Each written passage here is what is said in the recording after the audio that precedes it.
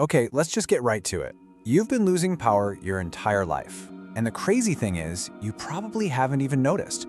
Every single time you respond to someone who doesn't deserve your words, you're literally handing over a piece of yourself.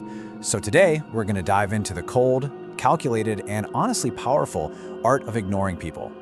Now this quote, this isn't just some clever line. No, this is a brutal, fundamental truth about power. I mean, think about it in your own life, right?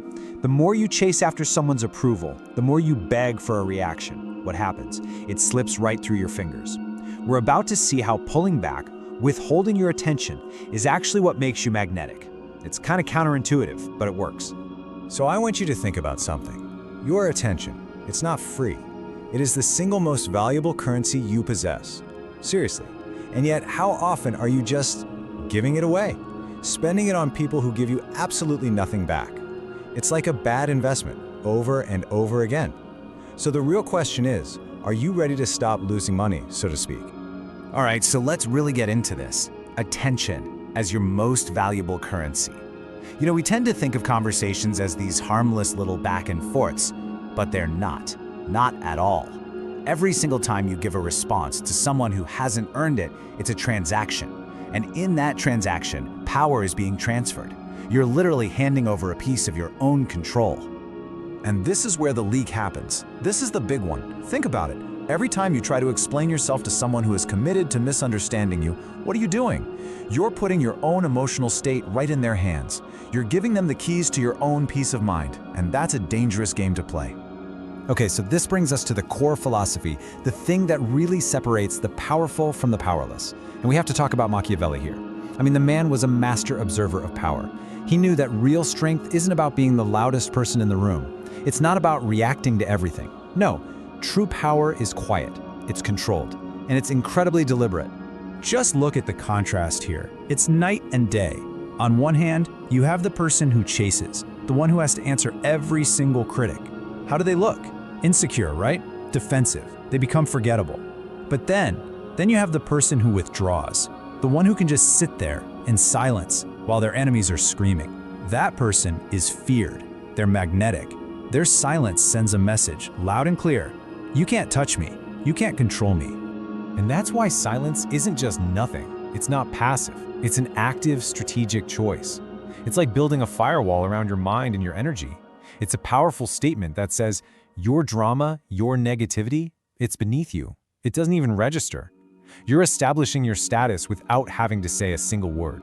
So let's get into the nitty-gritty. What is actually going on inside someone's head when you give them the silent treatment? Because this isn't just about social games. Oh no, this is about a deep, profound psychological effect. We're kind of stepping into the territory of dark psychology here, and it's fascinating. And believe me, this is not an exaggeration. We're talking hard science here.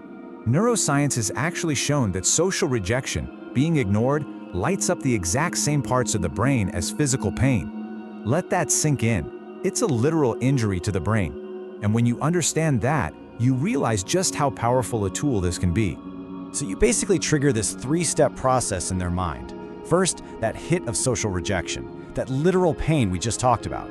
Their brain just goes into panic mode. Next, they start obsessing. They replay every single interaction with you, trying to figure out what they did wrong. You become this ghost in their head. And finally, because you never give them closure, you leave them in this psychological limbo, forever questioning their own worth. And the most powerful part?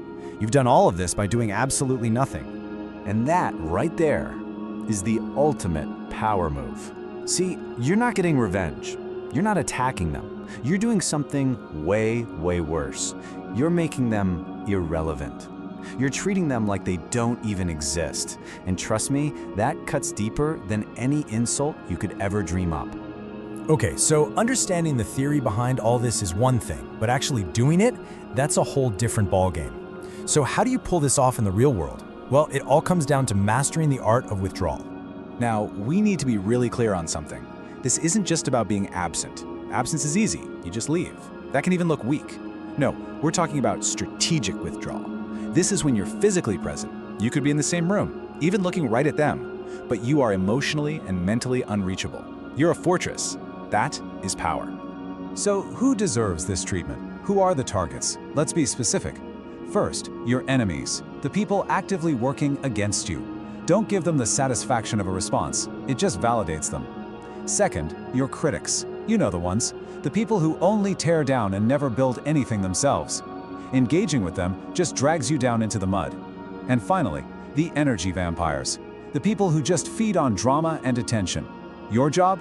Starve them. You owe them nothing. Absolutely nothing. Okay, and this is where it gets tough. This is where the real work begins. Because your ego, your emotions, they are going to be screaming at you to react. It's a natural human impulse. But resisting that urge, training yourself to be indifferent, that's the whole game. The Stoics called it apatheia. Machiavelli called it Vertu. Whatever you call it, it's about mastering yourself so you're not a puppet on someone else's string. So you take the philosophy, you understand the psychology, and you practice the discipline. What do you get? What happens when it all comes together? Well, you get the final transformation. You become, for all intents and purposes, untouchable. And let's be clear, this is not about arrogance. It's not about walking around thinking you're better than everyone. It's about architecture. You are consciously, deliberately building a version of yourself, a psychological fortress that can't be easily harmed or controlled by other people. It's the ultimate form of self-defense. And it's not about being heartless either. It's about being sovereign. It's about becoming the sole king or queen of your own internal kingdom. Your thoughts, your feelings, your precious attention, they belong to you, and only you get to decide who gets an invitation inside. So what does this untouchable person look like in the real world? Well, they don't compete for attention. They don't waste time arguing with fools. They save their energy for the battles that actually matter. They're not chasing validation from others because they validate themselves from within. They have this quiet authority because their power source is internal, not plugged into what everyone else thinks. And make no mistake, this applies everywhere. In business negotiations, in your friendships, and yes, even in romance. The person who cares less, who is less emotionally invested, the one who is truly willing to walk away, they hold all the cards. They control the dynamic. And look, that might sound cynical, but it's not. It's just a clear-eyed, realistic look at how human beings actually operate. So, when you boil it all down, every social interaction is a kind of chess game. It's always being played, whether you realize it or not.